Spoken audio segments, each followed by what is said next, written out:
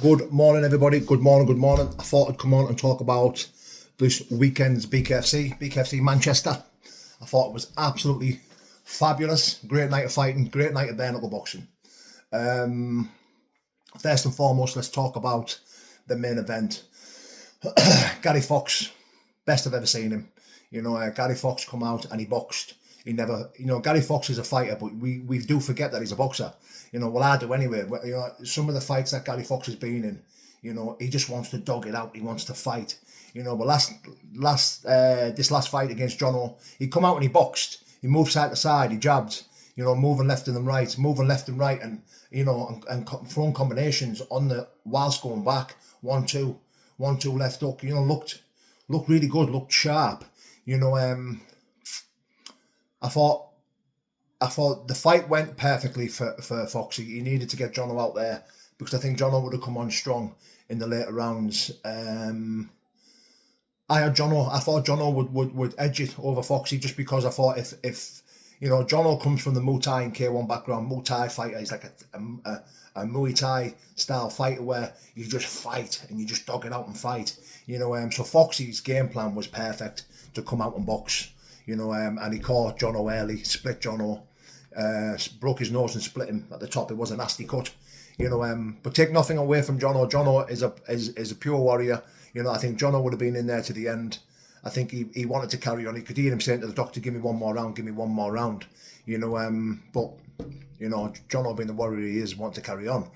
But fair play to Foxy, splitting him the way he did, getting that fight done in the first round, the end of the first round, and it getting stopped. Great win for Foxy. I'm sure Jono will be back and putting a show on for us all as he always does. Jono is a warrior and he's a top fighter, and I think he'll be back. But fair play to Gary. I want to see Gary Fox go to America now, and I want to see him fight Kai Stewart or one of them American lads over there. I think Gary Fox can do us proud. He can box and he can put UK on the map if he goes over there and competes against these Americans. Especially if he fights that way, boxers on the back foot, coming forward, side to side, and just keeping it nice and sharp. 1-2 down the centre. I thought Gary looked really good. Another standout fight for me was Danny Mitchell. I thought Danny Mitchell looked absolutely fabulous. 5-round fight against what looked like a bit of a cute boxer, decent boxer. I thought he looked decent. The lad he was fighting moved well, but Danny Mitchell was just too much in the clinch. Very crafty, very skillful fighter. His resume speaks for itself. A former UFC fighter. I thought Danny Mitchell was fucking fantastic. Conor Cook, fabulous knockout. Beat a really good lad in Stevie Taylor and made it look easy. Beating a lad of that caliber, Stevie Taylor, who's a fucking good boxer, a good fighter, and so for Conor Cook to beat him in that fashion, nigh on amazing. Absolutely knockout of the night. It was brilliant fighter. Matty the Hammer, beat Danny Moyer. But I must say this: that shot that he hit Danny Moyer with, for Danny Moyer to get up in that 10 count, fucking absolutely mental. Remind me of Tyson Fury when Tyson Fury got knocked out against Deontay Wilder and he just risen from the dead. Danny Moyer to get up and try and fight on was fucking amazing. My hat goes off to I take my hat off to Danny Moyer. I thought he was a true warrior and a beast of a man. But well done, Matty, for getting the win. Fabulous fighter, and again working his way back up to that title shot. Great fighter. Gaz Corin. I thought Gaz Corin looked strong. Like a little bulldozer, walking forward. I thought he looked good. Got it too much. I think Gaz could have worked his way in with a jab or stepping side to side. I thought he did get it too much, but you could see Gaz has got that style where it's only a matter of time before he catches you.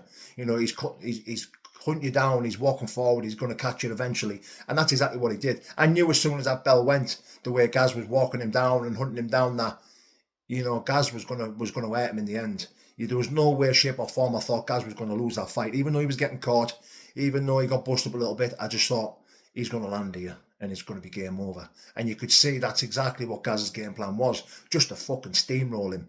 And that's what he did. And Gaz Corin looked really, really good. I can see him making a decent run up to that title fight. Maybe it's against Carl Thompson. If I can make it back myself and I can get over this injury, then I'd like that fight as well, Gaz Corin. You know, I'd love to fight Carl Thompson. That's my dream fight, to come back get this injury sorted, and then you know, being able to make my way back up in the rankings and fight the likes of Gaz Corin, Carl Thompson, you know, Rob Waterman, David Oscar. These are the fights that I'd love to see have. You know, David Oscar beating Standout were my old opponent. I thought he looked absolutely fabulous. I said David Oscar would win. You know, and the reason why I thought David Oscar would win, because he's so strong at cruiserweight. He doesn't cut no weight. It's his natural weight. He walks around at that weight. And I know Standout does a big weight cut to get to cruiserweight. You know, I know he struggled last time to get to cruiserweight to fight me. You know, so for him to get a bit of grace, for him to make that weight, I could see he was a bit depleted. And I knew David Oscar was going to steamroll him. And well done, David Oscar, because David Oscar is one hell of a fighter. He's a strong, big-hearted individual who's, if you don't put him away, you're fucked. You know, if you can't put David Oscar away, or you can't knock him down and keep him down, then you're in for a tough fight. You're in for a long, long night. You know, Deck Seppelman, I thought Deck looked fucking really crisp, really good. His boxing was on point.